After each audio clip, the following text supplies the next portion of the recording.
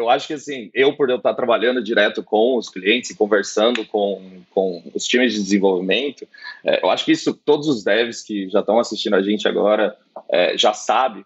Mas, gente, vai lá, mantém o seu repositório aberto no GitHub bem limpinho, com todos os projetos organizados, bem bonitinho, porque as companhias estão lá, estão olhando, estão procurando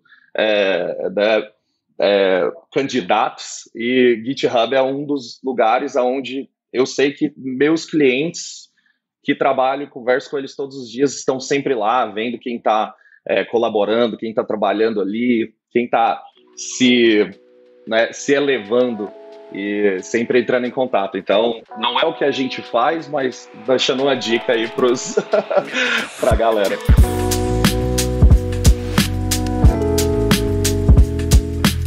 Olá, meu nome é Thaísa Candela e esse é o episódio do podcast Proxy. Sou DevRel Expert aqui na Rocket City e mais uma vez eu não estou sozinha. Senhor Rodrigo Terron, se apresenta pra gente, por favor. Fala, Thaísa, e fala, Dev. Seja muito bem-vindo ao podcast Proxy. Estamos aqui, continuamos, né, Thaísa, na terceira temporada. O projeto ele tem crescido e a gente tem recebido muitos feedbacks. A segunda temporada fechou assim com chave de ouro. A terceira temporada já começou com episódios assim muito especiais e tem muita coisa vindo por aqui. Então, antes até de cumprimentar todo mundo, eu queria agradecer você que está aqui assistindo, acompanhando o conteúdo. Tem muita gente, Thaísa, que está comentando empresas. Então, eu tenho lido vários comentários, pedindo para falar de temas específicos. Fique à vontade. O nosso time de conteúdo está sempre aqui olhando, acompanhando os comentários, respondendo e pegando esses insights. A gente pega o print, vai lá na porta da empresa e fala, olha aqui, a comunidade está pedindo, você vai atender ou não? E aí a galera vem. E relembrando mais uma vez, o podcast Proxy, ele tem uma missão. Ele faz uma ponte entre as empresas e o dev, né? Então a gente tem vários outros conteúdos aqui na Rocket City, geralmente dedicados à programação, mas não mostra tanto o dia a dia das empresas, né? E o Proxy veio para resolver esse problema. A gente traz as empresas aqui, mostra como as decisões técnicas são tomadas, mostra como funciona de fato na prática e sempre com lideranças, com representantes dessas empresas que trazem uma visão assim que nem a gente tinha. Eu falo que nessas 3 temporadas eu sou o primeiro a aprender muito aqui no podcast Proxy e a me divertir, né, Thaísa? Perfeito. E nesse episódio não é diferente, pessoal. Estamos recebendo uma empresa sensacional que eu imagino que talvez você já tenha ouvido falar, que é o GitHub. E nesse episódio mais que especial, o Terron falou pra mim, avise que é um episódio especial. É um episódio especial, pessoal. Nós vamos então falar sobre o principal desafio de devs desenvolvendo para outros devs, ou que a gente costuma chamar também de Developer Experience. Então, vamos entender um pouquinho mais de como que é descobrir a necessidade do dev. Será que eles descobrem a necessidade dentro de casa, criam uma solução para eles mesmos e depois externalizam? Vamos entender um pouquinho mais de como são essas tomadas de decisões, a implementação dessas tecnologias, enfim, a ponto de se tornar, né, de ser a maior plataforma, sem dúvida, tanto de projetos open source, quanto diversos outros produtos que às vezes as pessoas não sabem que existem. Então, vamos entender um pouquinho mais o GitHub além dos repositórios, beleza? Então, quem que a gente tem aí para apresentar um pouquinho dessa caixa preta pra gente hoje, Terron? Boa, Thaísa, boa. Gostei do GitHub além dos repositórios. É uma empresa que eu particularmente sou muito fã. E a gente está aqui hoje com 3 representantes, né, do GitHub aqui no Brasil. O GitHub é uma empresa gigantesca, ela tem, enfim, diversos escritórios, está no mundo aí afora. Mas aqui fala com a gente o Pedro Lacerda, o Gui Santos e o Ramon da Silva. E eu vou passar, obviamente um de cada vez, a fala para uma rápida apresentação, falar um pouco, enfim, sobre o desafio que você tem dentro do Git e sobre, em geral, né, assim, pô, vocês estão aqui no Proxy, tem muita coisa para compartilhar, conta um pouco pra gente como é trabalhar numa empresa que todo desenvolvedor utiliza, né, acho que é algo bem bacana. Pedro, seja muito bem-vindo. E aí, Terron, tudo bom? Obrigado pelo convite de novo, mais uma vez a gente está junto. Bom, acho que eu sou Solutions Engineer aqui no GitHub, então vocês vão entender um pouquinho depois a diferença disso, que o Ramon vai falar um pouco sobre o que ele trabalha. A gente trabalha na parte técnica da porta para fora, então como a gente suporta nossos clientes a tirar o melhor da plataforma, usar o GitHub melhor, tirar qualquer dúvida que eles tenham, seja pré- ou pós-venda, e que eles consigam explorar ao máximo que eles possam ali dentro e que de fato o GitHub seja uma plataforma que dê valor para quem utiliza, né? Então a gente acaba sendo especialista no produto para relacionamento com a comunidade, seja aí de clientes enterprise, seja comunidade de indivíduos também, no fim das contas. Muito bom, Pedro, seja bem-vindo. Gui, se apresenta aí, seja bem-vindo também. Prazer ter você aqui com a gente. Olá, Gui Santos, eu sou executivo de contas para o GitHub Enterprise, dentro do território brasileiro. Eu não sou do lado técnico, então eu tento identificar, né, oportunidades e alinhar as dores aos valores, né? Mas a gente vai falar um pouquinho sobre como eu uso o GitHub para automatizar um pouco do processo aqui também. E aqui também com a gente temos o Ramon da Silva. Ramon, seja bem-vindo, se apresenta aí. Olá, sou o Ramon, tudo bem? Todo mundo? Ramon Peixe nas redes sociais. Eu sou software engineer, sou developer como todos vocês aí que estão assistindo a gente. Boa, Ramon. E o Ramon tem voz de locutor igual a Thaísa, né? Então a dupla aqui hoje... É isso que eu ia falar. Temos 2 locutores e 3... Eu me considero mais ou menos, né? Não vou falar a mesma coisa pro Pedro e pro Gui.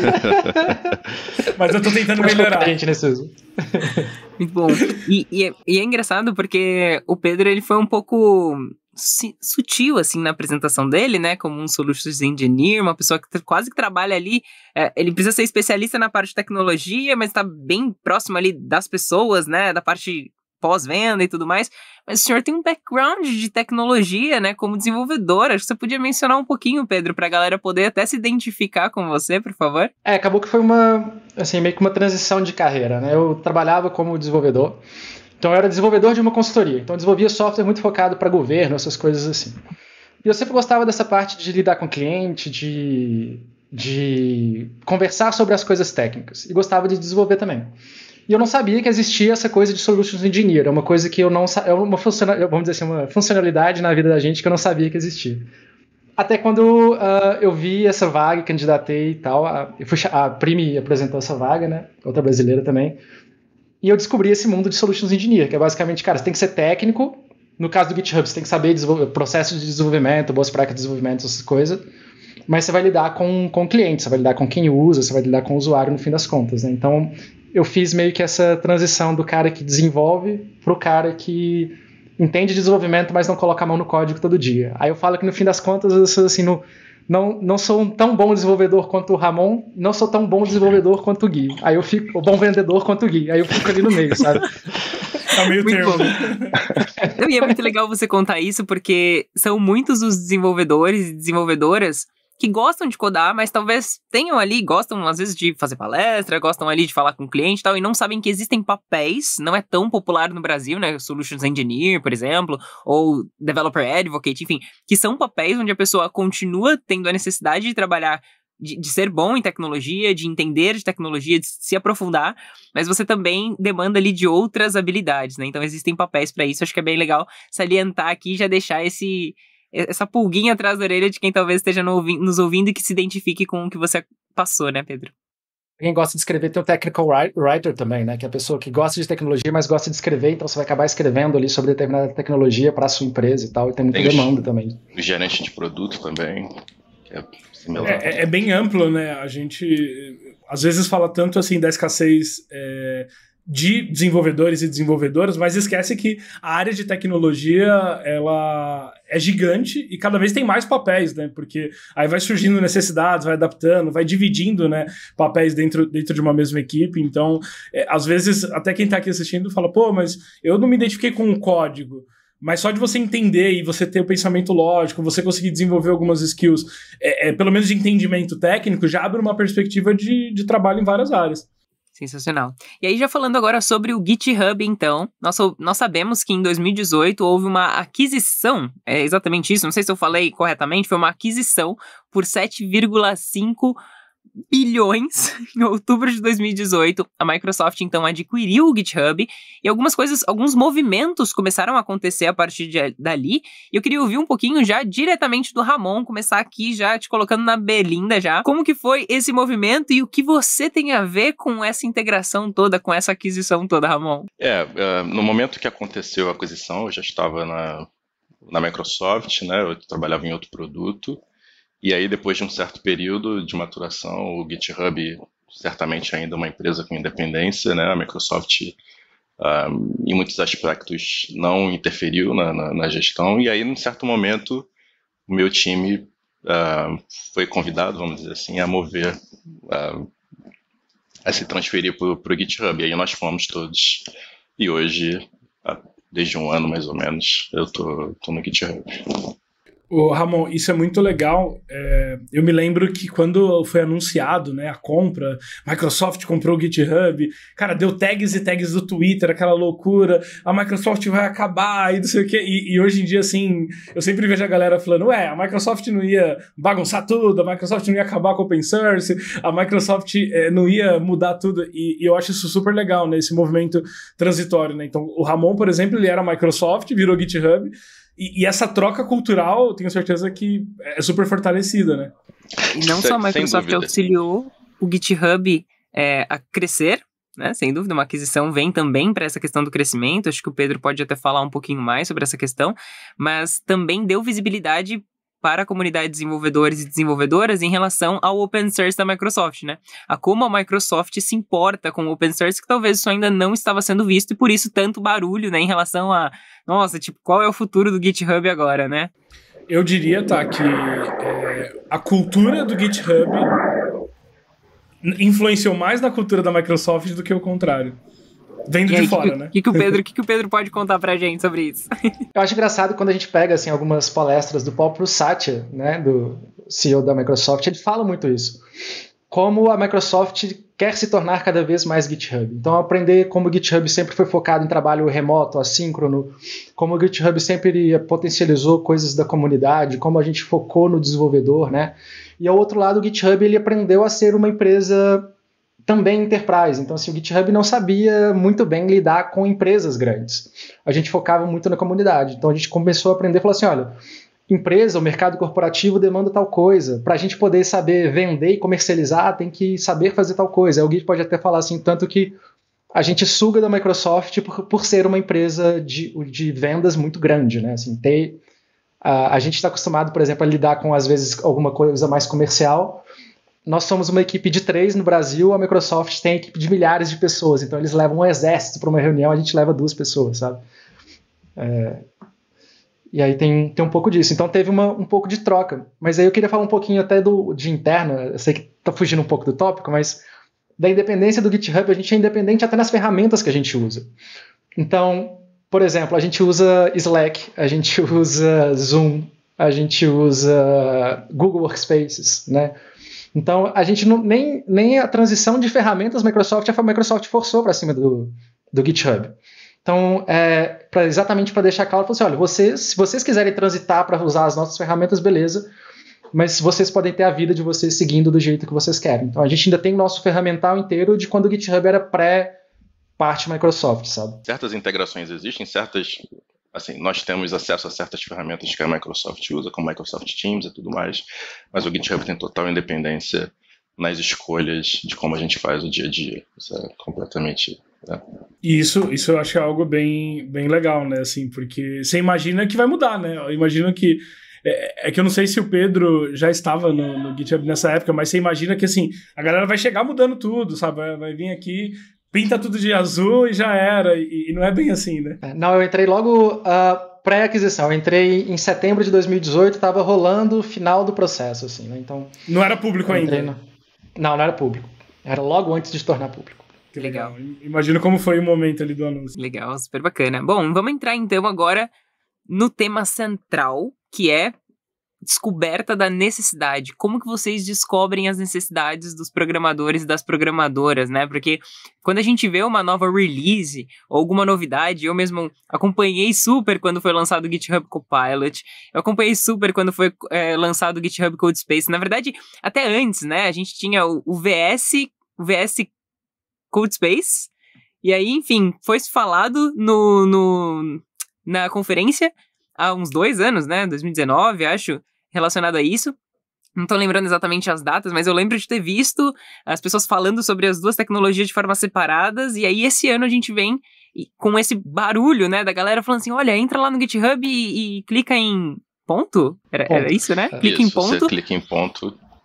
Perfeito. Então, as pessoas, todo mundo falando, caraca, ó, entra lá e clica em ponto, você vai ver, meu Deus do céu, você tem uma IDE, você não tem só um local para você escrever código, você tem uma IDE completa, né? Você pode, de fato, escolher ali uma VM, você pode escolher quanto que você quer de RAM para aquela VM e tudo mais. Enfim, então, muita coisa legal. E até mesmo pensando em tendências, né? Tudo que o GitHub faz, ele influencia muito o ecossistema de desenvolvimento, como as pessoas desenvolvem. Então, a pergunta que eu tenho para vocês é: como funciona a descoberta das necessidades? As necessidades são externas ou vocês utilizam muito as necessidades internas, dados que vocês também são devs? Bom, acho que aí tem um pouco de cada. Eu vou falar um pouco sobre como funciona esse de fora para dentro, né? A gente tem, com frequência, algumas mesas redondas, que a gente chama. E essas mesas redondas a gente realiza ela com públicos diferentes. Então a gente tem mantenedores de projeto open source, alguns projetos open source de referência. Então são projetos que tem muito volume, que tem muita gente trabalhando. E esse pessoal, eles têm um ponto de contato dentro do GitHub que periodicamente a gente se conversa para entender deles o que está bom, o que está ruim, o que eles estão vendo de demanda, o que a gente ainda não supre, o que eles viram de sugestão na comunidade que pode trazer para a gente, o que a gente está pensando de dentro de casa que viu como oportunidade, o que eles acham disso. Então, por exemplo, algumas funcionalidades muito focadas em segurança, quando a gente fala do Dependabot, por exemplo, né? Foi uma aquisição nossa de uma empresa, mas que foi muito focado numa demanda da comunidade de pedir isso, e do serviço que eles já prestavam para os projetos open source, né? E o pessoal falava, a gente precisa de ter segurança nativa dentro do GitHub para não ter que ficar plugando tantas ferramentas, a gente começou a investir nisso. Do outro lado, a gente tem mesas redondas com clientes de referência também. A gente tem, inclusive, clientes brasileiros que participam dessas mesas redondas.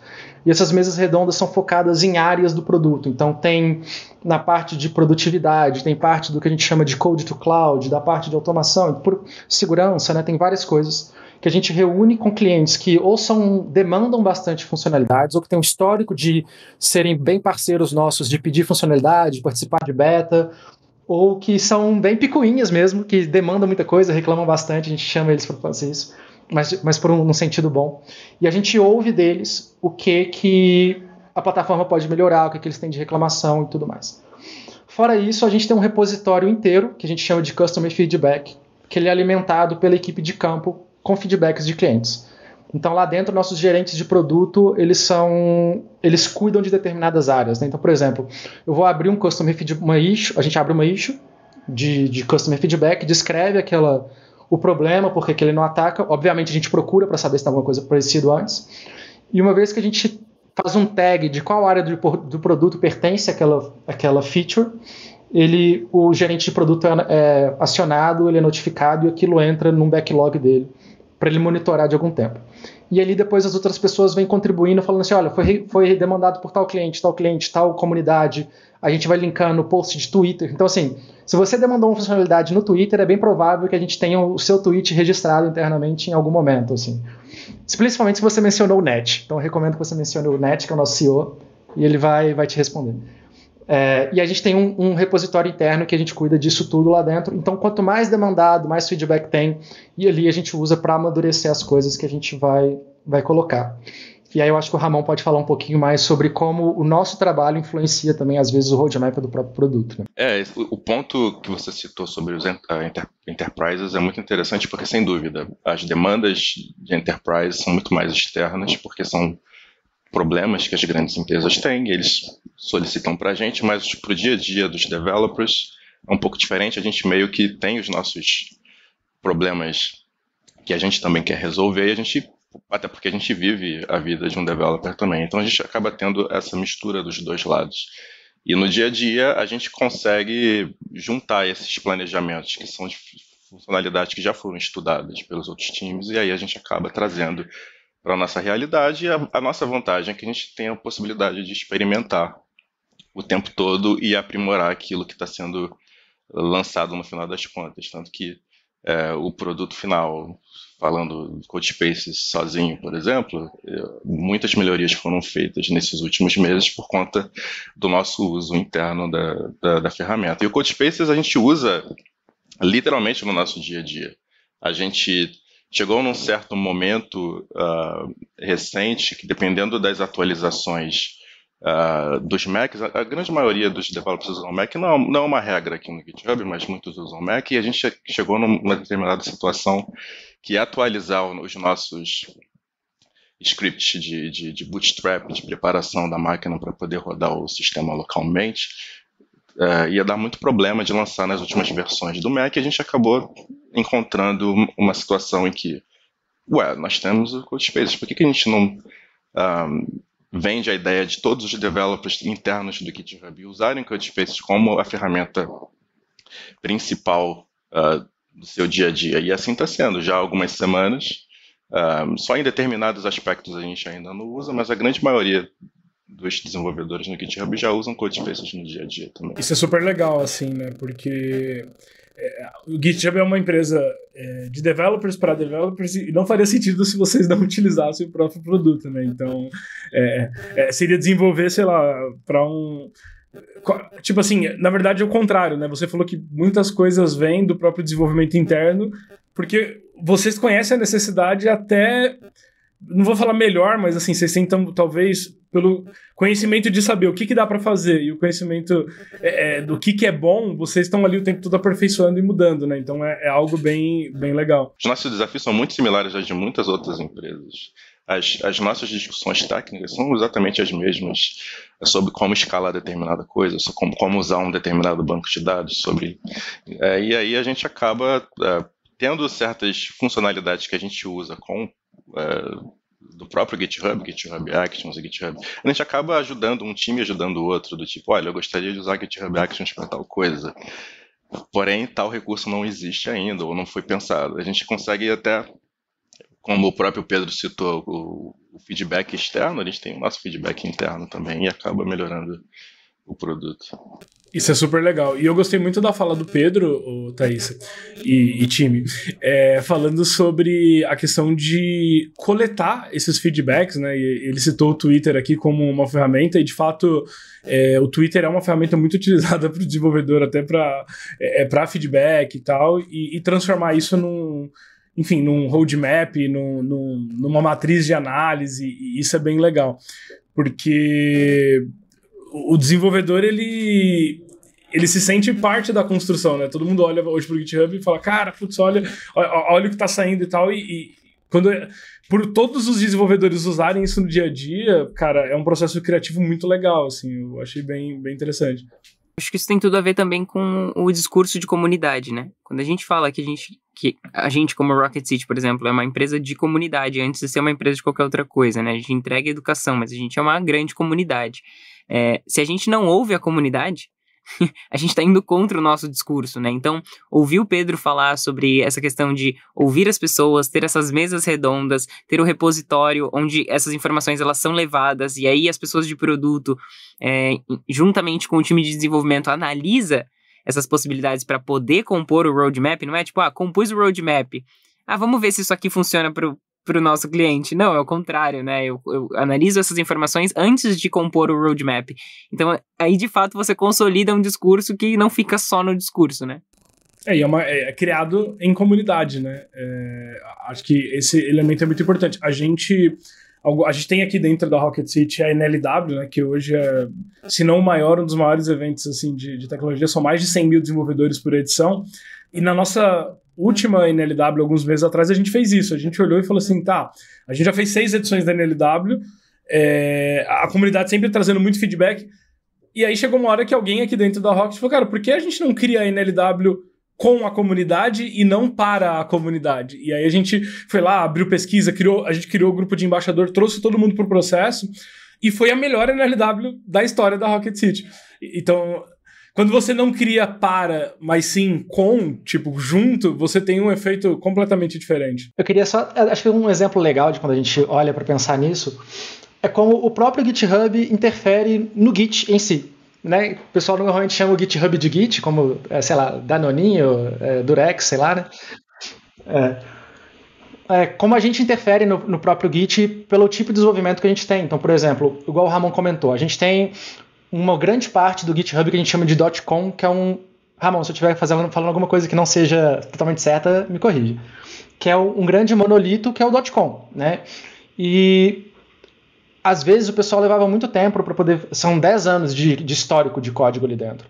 Então a gente tinha todos os problemas atrelados a ter um histórico muito grande numa base de código muito pesado, né? Então, quando você pensa no custo que tem para você fazer um pull dessa base, um fetch dessa base de código, né, para poder pensar em gerar toda a quantidade de branches que tem ali dentro, todos os diffs e tudo mais. Então, a gente, junto com a Microsoft, que também tem um monolito muito grande ali dentro, eu acho que, se não me engano, é do Windows, que é um grande monolito, que é gigantesco também, que é como se fosse todas as versões do Windows dentro do mesmo repositório, né? Então a gente trabalhou junto para poder melhorar as operações de empresas que trabalham com monorepo ou com monolitos, né? E para dar opções de ter operações mais leves que executam ali dentro também. Então, como a gente é contribuidor do Git Core, né? Como a gente tem desenvolvedores que são contribuidores core do Git ali dentro, a gente consegue pegar nossas experiências internas de empresa e ajudar a criar soluções melhores nesse sentido que acabam acontecendo. Então a gente acaba sendo parte da comunidade junto, sabe? Vocês se beneficiam, né? Daquilo que a própria comunidade constrói. Eu sempre puxo algumas coisas legais assim que eu vejo dos nossos bastidores aqui para dentro do episódio, né? E uma coisa super legal, eu em 2017 visitei o GitHub pela primeira vez lá na sede deles na Califórnia e me chamou muita atenção porque a área que recebeu a gente lá nessa visita não era uma área técnica, mas todas as pessoas que receberam a gente falavam, não, mas a gente usa o GitHub. Não, mas você não é desenvolvedor? Não, eu não sou desenvolvedor. Mas você usa o GitHub? Não, a gente usa o GitHub. E aí quando chegou aqui, o Gui trouxe a primeira... Ele falou, olha, eu sou da área comercial, não sou dev. E aí eu falei, mas Gui, você usa o GitHub? Ele, não, eu uso o GitHub. E aí eu queria que você falasse um pouco sobre isso. E nos bastidores aqui ele falou, não, inclusive, e deu vários exemplos, assim, de aplicações para o GitHub, que não necessariamente são só aplicações codadas, né? Usar como repositório de código e tudo mais. Então, eu até brinquei nos bastidores que eu acho que eu sou o menos qualificado para estar aqui nesse painel, porque nada técnico, tá, gente? E eu tento, o Pedro sabe que eu tento melhorar, mas quando eu comecei no GitHub, uma parte grande do processo era, na área de vendas, era que não tinha colaboração de anotações, às vezes tinha um executivo de conta usava um Excel, outro usava um Notes, outro usava um Google Docs, e não tinha esse acompanhamento legal assim do processo com o cliente, do que está acontecendo, o que foi falado, quais são as dores, né, até para o ponto que a gente estava mencionando antes. Uma coisa que eu faço é ser aquela primeira conversa com um cliente novo, então a gente está sempre tentando entender quais dores, como que a gente consegue encaixar, se tem algo que a gente pode estar fazendo melhor, né? E o que eu fui brincando e veio um processo aí de 1 ano foi criar um repositório para fazer o acompanhamento dos estágios de vendas dentro do GitHub, onde está eu, Pedro, Júlio, e Isadora, que é o time inteiro aqui do GitHub Brasil, onde a gente está, nós 4, dentro de um repositório, colaborando sobre as iniciativas em uma certa companhia, um certo prospecto, entendendo e colocando um framework assim, sobre qualificação, né, o que o cliente precisa, o que é bom para o Pedro saber, para o Pedro poder entrar e mostrar o lado mais técnico, né, numa apresentação. Então, eu comecei bem simples, com alguns templates, algumas coisinhas assim, uns actions simples para colocar um issue dentro de um project board, e hoje já tá no estágio aí onde a gente já tem actions que roda puxando, copiando um issue para fazer tracking em outro repositório, né, porque a gente também usa para Sales Ops, Sales Support, tudo aqui dentro. Então, a gente tem um action para fazer isso, para a gente ter o tracking, a gente tem outro action ali para estar movendo estágios, actions que faz um comentário automático ali com um template ou com sugestões assim de perguntas de qualificação, de como liderar aquela jornada com o cliente, e até mesmo alertas e reminders. Então, é uma coisa que vem crescendo, eu estou sempre puxando o pé do Pedro, assim, Pedro, me ajuda aqui, como é que faz esse actions aqui, me explica o que está acontecendo aqui, o que é essa variable, onde que eu errei o syntax, e não sou nada técnico, mas eu tento. Então hoje, meu workflow diário é praticamente semi-automatizado pelo GitHub, mas eu uso o GitHub como minhas notes, eu uso o GitHub como meu planejamento de quarto, do ano, eu uso o GitHub para colaborar com o Pedro, para achar informações e ter tudo aquilo lá. Então, e estou aprendendo mais sobre GitHub nesse processo, né? O lado de realmente usar. E não legal, só você tá falar com sobre. a melhor pessoa possível do seu lado para poder te ensinar, né? Que é um especialista em funcionalidades e produtos do GitHub, né, Pedro? Vamos dizer, eu recebo para isso, né? Então. Muito bom, muito bom. Mas é engraçado olhar não, falar essa questão do Gui, é que a gente sempre brinca, né, Gui, que se não tem uma issue, se não tem um link, não existiu aquilo. Então, por exemplo, quando o Gui quer pedir um trial, né, uma licença temporária para um cliente experimentar uma funcionalidade nova, tem um processo automatizado que o cliente pode ir lá pedir e se autoliberar, mas às vezes tem alguém que já tem acordo comercial com a gente vai pedir. Então a gente abre uma issue para a equipe de operações. Essa issue que a gente abre vai disparar para o pessoal técnico fazer uma liberação, uma vez que eles liberam lá, atualiza a issue e a gente pode comunicar ao cliente. E acaba que isso gera um histórico de falar, né? E isso serve para tudo. Se a gente for pensar numa comunidade, né? Gente que usa para codificar, para colaborar em cima de código, para colaborar em cima de projetos, ter tudo dentro de issues, dentro de discussões ajuda muito. Então tem um slide nosso que é muito famoso, que a gente usa em todas as apresentações, que é assim, imagina que tem um cara novo que chegou num projeto para trabalhar e fala assim, bicho, eu tive uma ideia de implementar tal melhoria ou de implementar tal funcionalidade. Aí vem um cara que, ou é um sênior que está ali há muito tempo, já cansado de apanhar e já tentou fazer alguma coisa, e falou assim, bicho, a gente já tentou fazer isso no passado, não deu certo. Aí o cara que propôs a ideia, propôs a melhoria, inovação, seja lá o que for, simplesmente vai virar e falar assim, beleza então, deixa quieto. Ao ponto que quando uma pessoa que está propondo uma ideia nova vira uma coisa dessa e fala assim, vamos fazer um projeto X, vamos tentar implementar X coisa, o cara vira para ele e fala assim, olha, a gente tentou isso aqui, dá uma olhada nessa discussão, ou dá uma olhada nessa issue e vê o que foi o contexto daquela época que a gente tentou.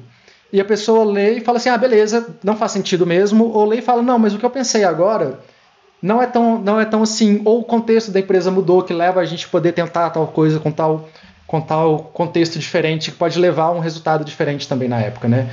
Então a gente acaba falando assim, as discussões que são geradas ali, além do código que a gente entrega, são muito valiosas para um histórico que fica num formato bem fácil de ler e de recuperar junto. Sensacional, é de fato utilizando o GitHub ali no dia a dia, e o Gui trouxe alguns exemplos muito legais que talvez quem está nos assistindo nunca imaginou que poderia recomendar para alguma outra área da empresa utilizar para conseguir se organizar, né, para criar um pipeline ali automatizado que realmente fosse eficiente, né, que tornasse mais produtivo o dia de trabalho do que ter que ficar atualizando um monte de planilha, um monte de documento e tudo mais. Super legal. E aí eu queria ouvir um pouco do Ramon. Então o Gui falou que utiliza o GitHub. E vocês, como desenvolvedores, vocês utilizam o GitHub? Conta um pouquinho das tecnologias, né? Não só as relacionadas ao GitHub, mas as tecnologias de maneira geral que vocês utilizam para implementar o GitHub. A gente usa bastante GitHub para planejamento também, né? Tirando um pouco o lado do código, a gente também usa bastante issues e discussões para planejamento de features. Para documentação, a gente usa bastante. Repositórios exclusivos de documentação, coisas do tipo. E para código a gente usa, né, a grande maioria das features que todo mundo usa, como pull requests, com toda certeza. A gente usa issues para descrição de tarefas que a gente vai fazer no dia a dia. E também outras ferramentas que são, na verdade, não diretamente relacionadas ao Git, mas que são automatizadas, que são integradas dentro do Git. A gente tem, obviamente, o Dependabot, como o Pedro falou. A gente também checa vulnerabilidades, questões de segurança no código, também com as mesmas ferramentas. Tirando isso, a gente também usa integração contínua e várias outras coisas também. O GitHub tem uma ferramenta que é já usada há muitos anos, talvez desde do início dos tempos do GitHub, que chama Healbot, que a gente usa muito para poder automatizar não só certas comunicações internas, certas features, mas também para deploy, né? A gente tem vários deploys ao dia, então a gente usa muitos comandos de chat office para poder fazer deployment e outras questões de monitoramento e etc. também. A gente fala que o nosso funcionário exemplar é o robot, né? Que ele não para de trabalhar. Exato, Muito o dia bom. inteiro. Quais são as linguagens que vocês utilizam aí dentro? O GitHub é um monolito, né? Como o Pedro citou, esse monolito é Ruby on Rails, né? Então, o GitHub é uma empresa famosa por usar Ruby on Rails, mas não é exclusivo, o uso exclusivo do Ruby on Rails. A gente tem hoje muitos outros serviços que são em Go, a gente tem algumas coisas que são em Python e a gente tem muitas coisas também que são JavaScript, TypeScript. Mas o core, né, do produto ainda é esse monolito que é Ruby on Rails. E como que vocês se organizam como time? Porque quando a gente fala sobre monolito ou microserviço, aquela discussão antiga, né? Muito se fala sobre a questão de paralelizar de fato o desenvolvimento, de vários times conseguirem trabalhar em paralelo. Como que funciona a organização e a divisão dos times de desenvolvimento dentro do GitHub? É de uma certa forma complexo porque envolve muitas pessoas, mas em geral a gente trabalha com o que a gente chama de pivot paths. A gente estuda uma determinada arquitetura e se faz sentido implementar de uma forma organizacional daqui para frente. Por exemplo, citando microserviços, não existe nenhuma regra específica que previna a gente de decidir por um microserviço ou não, porém a gente tem que estudar a arquitetura por trás antes para ter certeza de que vai funcionar a longo prazo. E para isso a gente tem ferramentas que já foram determinadas anteriormente que ajudam a gente a tomar essa decisão e implementar isso. Por exemplo, a gente usa bastante Kafka, a gente usa bastante comunicação entre serviços, mesmo tendo o .com, que é a grande maioria, a grande parte do código e conexão a bancos de dados e etc. acontece nesse monolito, mas a gente tem sim suporte se um time precisar, por exemplo, nós precisamos nesse caso faz sentido ser um microserviço, faz sentido ser algo menor, desacoplado. Beleza, então temos suporte para fazer comunicação entre serviços também. Então assim, a gente tem liberdade para tomar essas decisões e a gente tem padrões já definidos que apoiam a gente, que acabam ajudando a tomar. E vocês se dividem por produto? Como que é a divisão de pessoas por time? É um time híbrido? Como que é? Eu não sei muito bem sobre os outros times, mas em geral, do que eu já percebi, a gente costuma ter sim uma divisão bem específica por produto, né? Eu trabalho com pagamentos, então o meu time é exclusivo de pagamentos. A gente até tem liberdade de trabalhar com outras áreas do produto, mas exclusivamente o nosso core, nossos planejamentos são focados em planejamento. Recentemente nós trabalhamos com times de Codespaces, porque a gente precisa suportar pagamentos no Codespaces, inclusive vai começar na semana que vem. Para quem estava no plano grátis, vai acabar daqui a pouco. Então, assim, a gente tem essa conexão com outros times de Actions, times de GitHub Packages. Então, a gente tem times exclusivos que trabalham em determinadas funcionalidades, porém, tem sim uma relação, uma conexão entre outros times que a gente acaba se ajudando, porque, na verdade, a feature em si tem muitas áreas que são tocadas e não tem como. Muitos times vão trabalhar para fazer aquela coisa acontecer. Bem legal, Ramon. E aí, assim, a gente sempre... Enfim, nem todas as empresas têm uma área estruturada de relacionamento com devs e comunidades, e a gente sempre pergunta, né? E não poderia deixar de perguntar sobre isso aqui nesse episódio com o GitHub. Obviamente que todo dev conhece, né? O GitHub tem um movimento gigantesco de comunidades dentro das universidades, apoia iniciativas, enfim. Open source nem se fala, mas eu queria ouvir um pouco, assim, né? Como é hoje, primeiro... tá ali, né? Imagino que vocês devem receber muita mensagem da galera, você é do GitHub e tal, mas como é a questão da comunidade, né? Assim, o dia a dia e aqui na Rocket a gente é um negócio de comunidade, né? Então a gente tem a nossa comunidade interna, que são os colaboradores, tem comunidade de aluno, comunidade aberta, onde tá todas as pessoas, mas é uma comunidade infinitamente menor do que a comunidade que o GitHub tem. Como é isso? E aí, assim, se vocês quiserem se dividir para falar, Pedro, conta um pouco pra gente. De números, né? O GitHub hoje tem 65 milhões de usuários registrados lá dentro. Então, é a maior plataforma que reúne desenvolvedores do mundo hoje, de longe. A gente gerencia quase 2,5 bilhões de contribuições todo ano. Então é muita contribuição quando a gente fala de pull requests, de commits e tudo mais, né? E isso é só o que está ali no mundo aberto, não o que está dentro das empresas que a gente também não consegue monitorar no fim das contas. Então, a gente se vê como obrigação de ser a plataforma que vai hospedar o código fonte do mundo. E a gente leva isso a um extremo que a gente criou um cofre lá no Ártico para poder armazenar código-fonte caso tenha um apocalipse de qualquer coisa aí, né? Então, o pessoal leva isso realmente a sério. A gente tem uma equipe de DevRel muito, muito presente e diversificada em várias regiões.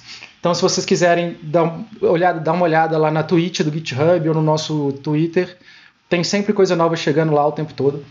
A gente tem o GitHub Education, que é, se você for estudante, se você for professor, trabalhar numa faculdade, quiser usar o GitHub como uma ferramenta pessoal sua, como uma ferramenta de aulas individual, como docente, ou quiser usar na universidade como um todo, como uma ferramenta também, tem o education.github.com. Então, basicamente, os usuários, os alunos vão no mesmo lugar onde eles já colocariam o projeto pessoal deles, assim, naturalmente eles vão ter ali também estar contribuindo com colocando os trabalhos da faculdade, né? Então a ideia é que o GitHub seja a casa do desenvolvedor e que ele seja o lugar de confiança dele, onde ele garante que não só o código dele vai estar seguro, vai estar consistente ali dentro, mas que ao mesmo tempo a gente vai dar para ele o suporte ferramental para que ele desenvolva o melhor código possível, né? E aí isso vem com desenvolvimento, integração de ferramentas de segurança nativa, de colaboração e tudo mais. Então acaba que a parte nossa de comunidade é fazer com que, não só com que as pessoas que já estão lá dentro usem, mas com que os novos desenvolvedores que estão entrando no mundo da tecnologia não tenham essa barreira de conseguir publicar os projetos dele, ou tenham uma barreira diminuída de quando contribuir a primeira vez para um projeto open source, né? Então, uma das missões nossas é ser amado pelos desenvolvedores, diminuindo ao máximo os atritos que eles têm para poder desenvolver e contribuir com algum projeto ali dentro. Então tem a questão também de gerar renda, né? Então, assim, tem os sponsors, todo mundo conhece muitos desenvolvedores muito talentosos que trabalham exclusivamente com open source e eles podem gerar renda também com GitHub Sponsors. Né? Isso, e abriu recentemente para os brasileiros, né? Então a gente está abrindo mais países ao longo do tempo, e aí o Brasil foi um dos recém-contemplados aí pelos sponsors, então quem tiver interesse também,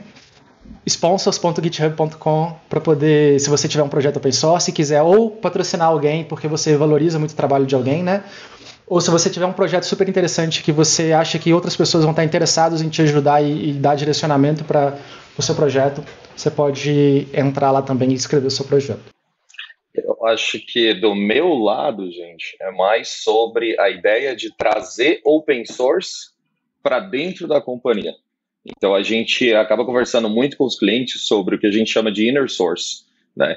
Que é trazendo aquela ideia de colaboração, de compartilhar código, não ter que refazer coisas muitas vezes para dentro da companhia. Então, quando a gente está falando do lado comercial, a gente sempre está trazendo essa ideia de quase uma adoção da cultura GitHub para dentro de cada companhia de software que está ali para utilizar o GitHub Enterprise ou Teams, né?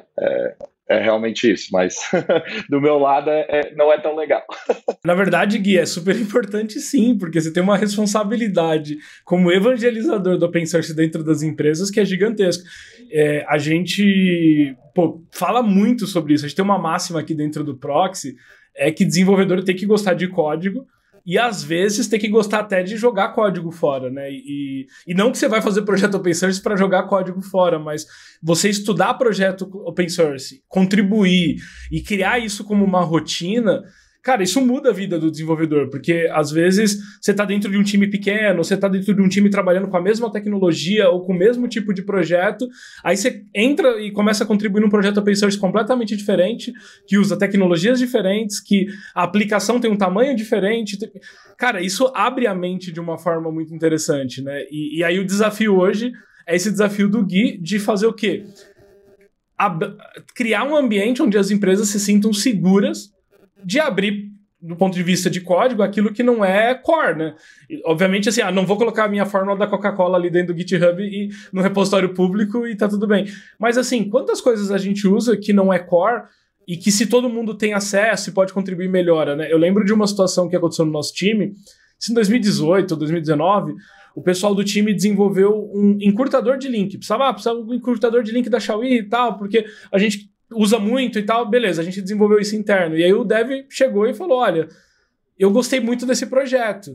A gente deu melhor aqui, mas eu acho que se a gente transformasse ele num projeto de repositório aberto, transformasse ele num projetinho open source, cara, a comunidade ia curtir, a gente ia ajudar outras empresas, mas ia ficar melhor também, porque as outras pessoas iam contribuir no projeto e tal. E a gente abriu aquilo sem pretensão nenhuma, sabe? Pô, um projeto super pequeno, uma coisa super específica, teve várias contribuições, teve feedback. Então, às vezes, Gui, esse seu trabalho ele é super importante, assim, porque quanto mais as empresas se criar consciência de que código aberto não é sobre abrir segredo, mas é sobre colaboração e sobre como fazer mais, o mercado ganha, né? Todo mundo ganha. O dev ganha, o mercado ganha, as empresas ganham, o GitHub ganha. E tá seguro, né? Se perder tudo, tá lá no Alasca o código. Isso. Tem alguns pontos interessantes aí. A gente já teve casos de companhias enterprise que abriram certos projetos, né, em repositórios open source para trabalhar com a comunidade ali e receber feedback e ter aquela ajuda ali. E, né, tem essa ideia, como eu estava mencionando, do inner source, que é, na verdade, aquela colaboração dentro da companhia, né, usando meio que controlando um pouquinho a informação, mas tendo um ponto de abertura dentro da companhia para os devs ali poder colaborar e share. E o que eu digo para a comunidade é, por favor, continuem fazendo workflows, eu vou lá e recorto vários pedaços de vários workflows diferentes para fazer as minhas loucuras aqui. Então, aí depois o Pedro que tem que fazer funcionar, mas... E sobre o survey, qual que é a visão de vocês, de dentro para fora, né? Vocês como parte da empresa. A gente percebe, a gente até estava conversando aqui um pouquinho, né, Terron, antes, sobre como que o GitHub, ele tem uma responsabilidade diante da comunidade de devs, quando ele disponibiliza um survey carregando o seu nome, ali com o selo GitHub, e que ao mesmo tempo que ele coleta essas informações, vocês coletam essas informações da comunidade, quando vocês consolidam aquilo, vocês também estão dando uma visão de tendência. Então, quando a gente olha para os últimos surveys do GitHub, eu consigo olhar para o futuro. Eu consigo ter uma visão de qual que é o movimento que o universo de tecnologia está caminhando, o universo de programação. Então, qual que é a visão de vocês, como pessoas internas do GitHub, em relação ao survey? Bom, acho que para começar, assim, uma das coisas que mais demandam tempo para a gente fazer, para quem não conhece, a gente chama essa survey de Octoverse, State of Octoverse. Então, se vocês googarem Octoverse, vai aparecer para vocês uma página onde a gente destrincha em gráficos, informações, insights, tudo que a gente tem. A gente quebrou a última em 3 grandes pilares, que eu não me lembro de cor quais, mas eles estão lá. Mas, basicamente, isso é uma tarefa que a nossa equipe de dados dedica boa parte do ano deles a desvendar, né, quando a gente faz o recorte disso para poder começar a analisar. Quem liderava isso para a gente até então, não sei como está agora, era a doutora Nicole Force Green. Ela que escreveu Accelerate, que é um dos livros de referência na área de DevOps, né? Então ela liderou boa parte dessas discussões. E acaba que a gente tem como responsabilidade, assim, a gente tem essa base de dados, como eu comentei, né? Muito desenvolvedor, muito código. Da última vez que a gente mediu, a gente tinha, tipo, o tamanho de código indexado que a gente tinha era 12 vezes o tamanho de índice da Wikipedia, por exemplo. 20 vezes, desculpa. Então, é muita informação que a gente acaba tendo para poder, e responsabilidade de divulgar ela de uma maneira correta, né? Então, a gente usa isso das mais diversas maneiras. A gente usa isso para pensar o futuro da nossa plataforma, a gente usa isso para pensar o futuro da nossa empresa. Então, por exemplo, hoje a gente tem internamente um futuro que a gente pensa no futuro 2025 do GitHub. O que a gente vai ter que oferecer até lá para alcançar essas visões, né? Então, como levar o desenvolvimento para a nuvem, que aí veio a questão do Codespace, Copilot e tudo mais, né? Como como trazer segurança para o código, como fazer com que as comunidades consigam se colaborar ali de uma maneira cada vez mais intuitiva. Então, assim, tem vários pilares que a gente consegue pegar de lá. A gente consegue olhar tendências de linguagens, de tecnologias e de países que estão adotando. Então, hoje a gente tem uma estratégia de expansão internacional, e essa estratégia ela é focada em alguns países. O Brasil é o deles. Se não me engano, são 4 países, um desses 4 países é o Brasil. Então, a estratégia é, obviamente, focar na América Latina, mas como pilar da América Latina está o Brasil. Então, a gente está puxando para lá para poder... Olhou isso porque a gente viu que a quantidade de usuários brasileiros, de contribuições vindo do Brasil e de projetos hospedados aqui, de clientes e tudo mais, está crescendo num nível que os outros países não estão crescendo. Então, direciona, inclusive, as estratégias que a gente está pensando. E é um pouco do que a Thaisa falou, que se a gente errar nisso que a gente gera, a gente não só gera insights errados para a comunidade, mas a gente direciona a nossa própria empresa para o lugar errado, né? Então tem esse cuidado que o pessoal tem de gastar muito tempo, muito recurso interno para poder não só gerar uma página bonitinha, mas que ela tenha ali as informações que sejam certas no fim das contas. Hoje é uma das ferramentas, se não a mais importante de análise mesmo, né? Não só de linguagens, de como está sendo feito e de para onde a tecnologia está se direcionando, né? E eu achei bem legal, eu abri o site aqui enquanto o Pedro falava, obviamente que não vai aparecer aqui na tela, a não ser que o editor coloque, mas ele tem um número aqui bem legal, que foram criados só no último ano 60 milhões de repositórios. Então, assim, é um número de repositórios, assim, gigantescos, né? Tipo, enfim, já tem um número de usuários gigantesco, mas é um número de repositório que mostra a tendência, né? Pô, tem mais repositórios sendo criados, tem mais projetos sendo criados, projeto open source, ou seja, tem mais empresas usando o GitHub, tem mais devs dentro do GitHub, então isso mostra o quanto a área está crescendo, né? A gente sempre fala disso, né? Dá para ter uma ideia pelo número de vagas que tem dentro da área de tecnologia, mas nada dá tanto indício do que o volume de código, né? O volume de código conta pra gente o que está acontecendo. Então ali vai ter informação, por exemplo, assim, dependendo do ecossistema que você usa, qual ecossistema tem mais vulnerabilidades em bibliotecas conhecidas? Quanto tempo leva, em média, para a comunidade se recuperar de uma falha de uma biblioteca que tá escrita lá? Então, te ajuda, inclusive, a pensar nisso. Deixa eu pensar aqui, por exemplo, JavaScript, NPM, por exemplo, né? É muita coisa que tem. Esse é muito pacote, muita gente usando, é a linguagem que está no topo lá há muitos anos. Obviamente é a que mais vai ter vulnerabilidades, porque é muita coisa que tem lá dentro. Então você já tem que usar sabendo assim, deixa eu ficar atento para saber qual biblioteca eu vou usar, de qual versão, para garantir que eu não vou estar colocando em risco minha aplicação, né? Então dá sim para ter uns insights bem legais pegando do Octoverse. E só conectando aqui, acho que até o Pedro vai ser melhor para explicar do que eu, mas um ponto que sempre acaba vindo quando a gente está falando diretamente com clientes é, né, esse efeito da comunidade mesmo, dos workflows que eles já estão criando lá, que toda vez que eu e o Pedro entra para conversar, o número de workflows que já estão lá no marketplace é maior, né? Quando eu comecei, eu acho que era o quê, Pedro? Uns 1.600, né? Hoje a gente já está com mais de 7.000? Não, no momento da gravação desse podcast, 9.700.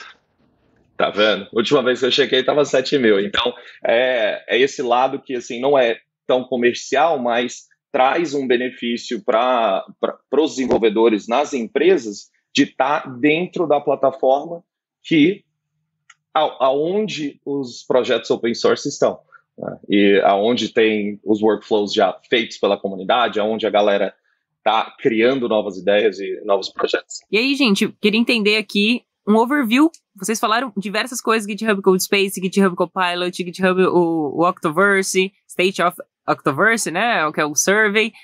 vocês falaram um monte de nome que talvez quem tá nos ouvindo não tinha ideia de que o GitHub, não é só criar um repositório lá, né? Tipo, não é isso? O GitHub não é isso, gente? Então eu queria ouvir um pouquinho de vocês, que alguém pudesse fazer um overview e contasse além do que já foi mencionado, né? Se tem mais alguma coisa, fazer realmente um apanhado e contando também com aquelas coisas que não são necessariamente features, como por exemplo o GitHub Stars, que é uma iniciativa, é um programa que existe dentro do GitHub, né? Voltado para reconhecer as pessoas que se destacam. Então, queria que vocês fizessem um overview aí pra gente do que é o GitHub além dos repositórios. O GitHub, na verdade, ele é uma ferramenta de desenvolvimento colaborativo de software. Acho que esse é o principal, é o que a gente gosta de falar. Então, quando eu entrei no GitHub, me ensinaram a falar isso, é o que eu repito até hoje, que o GitHub é uma ferramenta de desenvolvimento colaborativo de software. E dentro dele a gente vai cobrir ali todas as funcionalidades do ciclo de vida de desenvolvimento. Então, vai desde o planejamento até a entrega na nuvem.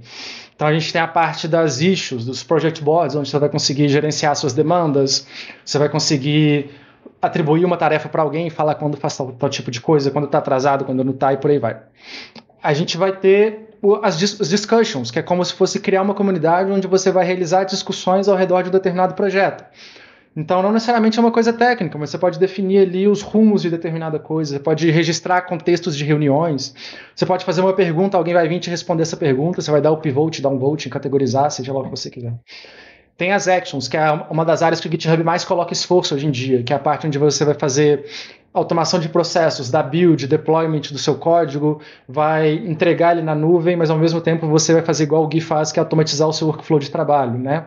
Então você vai colocar coisas ali que pode fazer coisas super simples, do tipo, vou criar uma action que toda vez que alguém abrir o primeiro pull request, a minha action vai vir, vai cumprimentar ele, falando assim, parabéns pelo seu primeiro pull request, e colocar um gif de um gatinho, por exemplo, né? O mundo, assim, N possibilidades de fazer isso com muito pouco código, no fim das contas. Então, do mesmo jeito que a gente pensa que você está desenvolvendo, você vai no mundo de código aberto, buscar uma biblioteca que faça alguma coisa que você precisa, você vai usar actions para buscar um workflow que já existe, que já faz alguma coisa que você precisa, sem ter que reescrever código do zero. O GitHub é uma plataforma de segurança de código também, né? Então a gente garante a segurança das suas dependências de código, a gente garante a segurança do próprio código que você escreve, porque a gente tem uma ferramenta de análise estática e de análise de código, que é o CodeQL. É CodeQL que escreve. Então, para repositórios públicos é de graça para usar, não precisa pagar nada. Então a gente garante, vamos dizer assim, de fora para dentro, ou seja, das bibliotecas que você traz, e de dentro para fora, que é o código que você escreve para garantir que ele está seguro, né? A gente tem a parte do CodeSpaces, que é para falar, olha, eu não quero comprar uma máquina parruda para desenvolver, eu quero esse ambiente inteiro na nuvem, que eu posso abrir ele no meu iPad e codificar, posso abrir no meu computador e codificar, posso abrir no meu celular aqui e escrever uma linha de código se eu quiser. Então o CodeSpaces, ele virtualiza o seu... Exatamente. Então você fala o tipo de hardware que você quer, você fala a dependência que esse hardware tem que ter, todas as dependências, configurações que você quer colocar, e coloca isso para gerenciar dentro do GitHub. E o melhor, você vai gerenciar as configurações do seu ambiente de desenvolvimento via código, né? Então, o que a gente gosta de falar é isso, assim, se você precisa de alguma coisa para desenvolver, o GitHub ele tem que ser aquela coisa que a gente quer ser, aquela coisa que o desenvolvedor vai abrir no dia que quando ele começa a trabalhar, que vai suportar o desenvolvimento dele em todos os momentos do dia, sabe? Então, é por isso que a gente fala que o GitHub quer ser a casa do desenvolvedor ao longo do tempo. Vocês foram tão bem, mas tão bem, que agora eu nem achei que a pergunta foi tão maldosa assim, gente. De verdade, porque... É porque a Amora tava aqui passando um rascunho perfeito.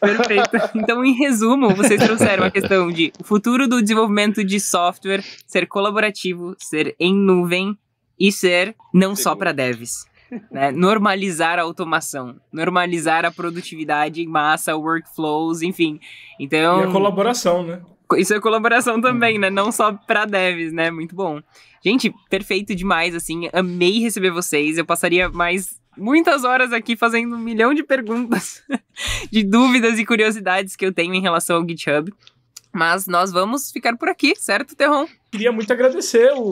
Enfim, é sempre uma honra receber pessoas aqui no nosso podcast, em especial o GitHub, né? Eu já fui recebido lá na casa do GitHub e tô feliz de receber vocês aqui. O Pedro já recebi em outras carnavais, né? Super colaborou com a gente lá no Chauí.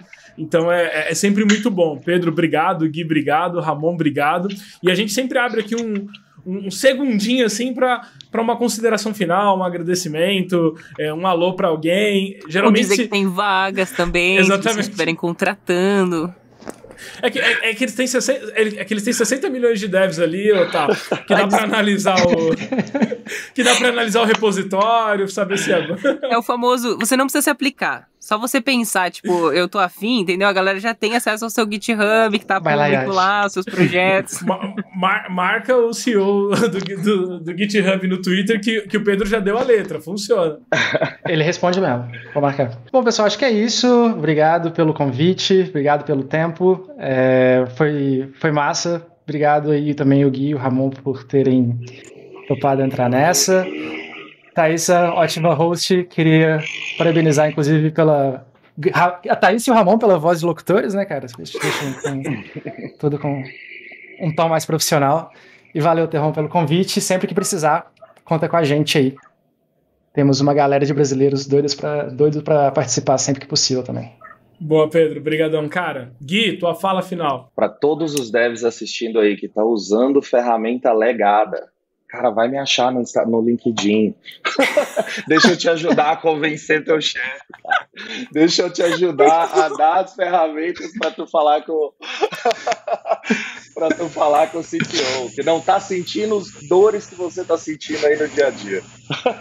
Mas, gente, muito obrigado por me convidar e desculpa aí.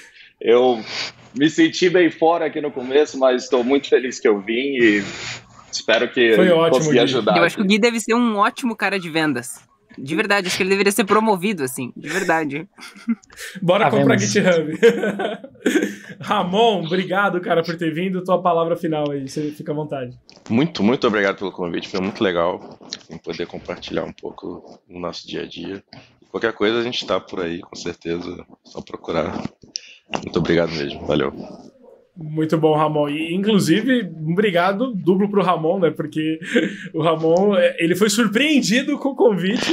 Eu tava fazendo deployment, aí eu vi uma mensagem, aí vamos fazer, aí eu, caramba, será que dá tempo? Aí deu uma corrida, deu tempo, tô aqui. E aquela curiosidade... Demorar? Ele só ia entrar com a voz, né? Legal lembrar que ele só ia entrar com a voz, né? É verdade. E aquela curiosidade, né? Eu sempre conto pra galera, porque o podcast ele é atemporal, né? Você nunca sabe se foi gravado de manhã, à noite, na segunda, na quinta. E hoje, pra variar, agradecimento pro Guilherme Estevão, nosso head de parcerias, é uma sexta-feira à noite, né, Thaís? Comenta aqui embaixo o que você gostou, se você gostou, o que você gostou, se você não gostou, o que você não gostou, porque é a nossa oportunidade de melhorar nos próximos episódios, de trazer essa galera de novo aqui pra falar de outros assuntos, porque...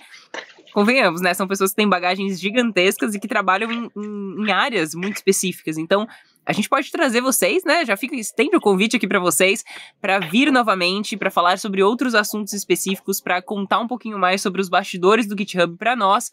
E não deixa de dizer pra gente aqui nos comentários outras empresas e outros desafios que vocês querem ver aqui no Proxy. Terron? É isso, vejo vocês então na próxima semana. Esse é o Podcast Proxy. Valeu! Até mais!